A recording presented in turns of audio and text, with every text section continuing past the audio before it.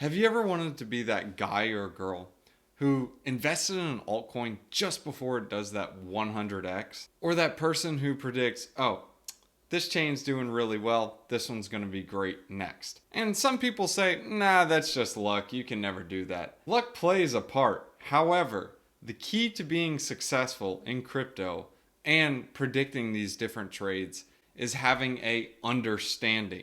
Understanding unlocks so many different opportunities in the crypto space, and it allows you to look at something with an entirely different set of eyes. I'll give you a couple of examples in this video to explain what I mean, but remember, the key to being successful in crypto and in anything in life is having understanding. The difference between knowing something and understanding something is that when you know something, you're able to repeat what you've learned and what's been pumped into your brain and what you've been taught. Now, let me give you a simple example of this.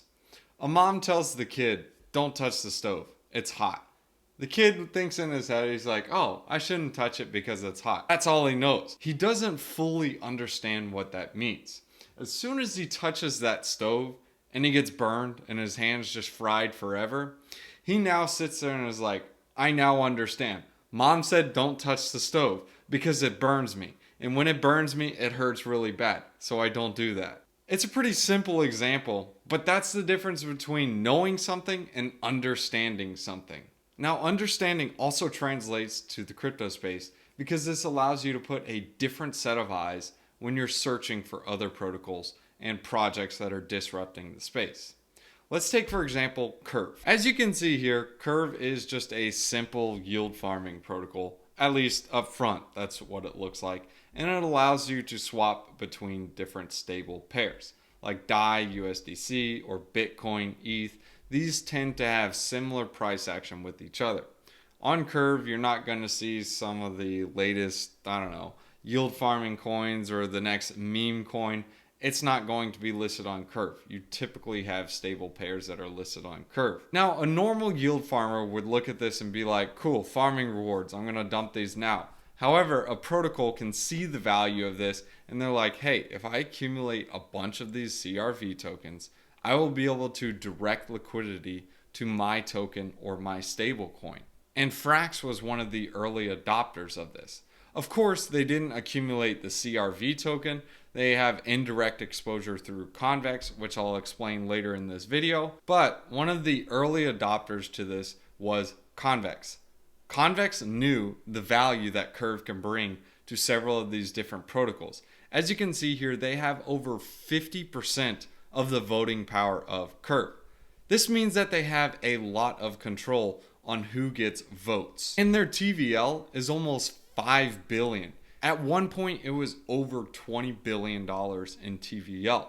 And you're probably sitting there and being like, bro, this is a janky looking website. How in the world were they able to get billions and billions and billions of dollars deposited into their protocol? Well, it has to do with the value that Convex brought. Normally, when a yield farmer is earning these Curve tokens, they can either dump them or they can stake them with the Curve protocol.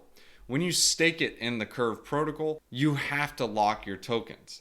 The most you can lock it for is for 4 years, and the least is 1 week. And the longer you lock it, the more voting power you get. So if you lock it for 1 week, you're basically going to be getting ripped off and not have a strong voting power as if you did 4 years. So summary for the Curve token. If you wanted to earn rewards with it, you would have to stake it and lock it, and then you can earn the staking rewards from the protocol. Now Convex is like, bruh, we'll allow you to lock your tokens, but it will be liquid. So you'll still get the rewards and you'll be able to have a liquid token. And as you can see here, the APR average is around 16.44%, with 9% being in CRV and 2.46 in CVX, and then some additional emissions in 3CRV. Now with this setup, Convex over time will gain more and more market share of the CRV staking rewards. The reason for this is that their stake automatically compounds and compounds and compounds, and they're also getting some of the fees of the additional users on Convex's protocol. To where you have a situation where if you can't beat them, you gotta join them. And one of the protocols that noticed the power of Curve and unfortunately missed on gaining a large market share saw Convex as one of the entry points in order to do this. So Frax started accumulating Convex, and as you can see here, they have over 20% of the CVX market share. There's actually more than this to date. And to see what that resulted in, you can see here their boosted APRs are 90%, 73%, 62%, 54%. They're the highest pools on Curve by far. And even on the Curve protocol itself, not just on Convex, you can see they're leaps and bounds higher than any of the other protocols. The main reason for this is because they have a large share of Curve. Now the story doesn't end there. There are additional revenues for the protocol. I'll talk about a couple later in the video, but let me summarize where we're at so far. As you can see, having an understanding of how the flywheels work and how the curve wars function, you can see the different values that it brings to other protocols. This will also allow you to make decisions against other protocols. Being able to understand how Curve influences Convex and Convex influences Frax, you would be able to look and see and be like, wow, this is extremely valuable to Frax because they have their own stablecoin. And the success of their stablecoin can be increased by leveraging Curve.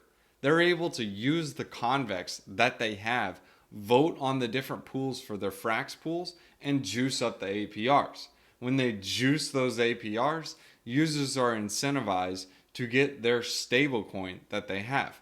Now, it's not a algo stablecoin, it's a fractionalized stablecoin. So with this case, as there's more demand for their Frax stablecoin, this increases the demand for the FXS token. When they burn the FXS token to make the additional Frax, you have this flywheel that's involved. Now this flywheel creates a revenue stream for Frax because they own a large market share of Convex, which in theory actually owns a lot of CRV. When it owns a lot of CRV, any of the protocols that are bribing the Curve token holders, which in this case it would be Convex, they are actually paying the user or paying the staker in order to get votes for their protocol. So for me, like Drake Farm, if I wanted to get liquidity for my token, what I would need to do is launch a pool and pay people to deposit. How I would pay is say, hey, you pair my token with this token, deposit in this pool, and I'll pay you like 300% APR per year, whatever. There goes my coin. My coin is basically going to get farmed and dumped. Another option I can have is using bribes. With bribes, as you can see here, I can spend $1 in bribes and I would get $1.23 worth of emissions on the Curve token. I'm basically paying the stakers of Convex to vote for my LP pool or my token pool. This is the value that having a large market share of a massive protocol can bring. Now, since Frax has a large market share of Convex, they can allow people to bribe them for votes, or they can simply just vote on their pools. Frax has its own stablecoin, and stablecoins do really, really well if they have deep liquidity and that they have stable price action. This comes with deep liquidity, and they have demand for their token. Leveraging Curve, they're able to increase the APRs because they can get a lot of votes to the Curve pool because of their Convex market share.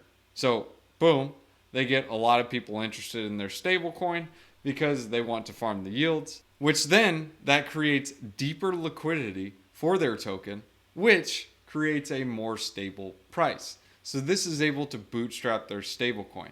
Now, I went through that whole entire example to explain to you that is how you can have understanding of a protocol and how it works. And even then, there are still intricacies that I have not discussed.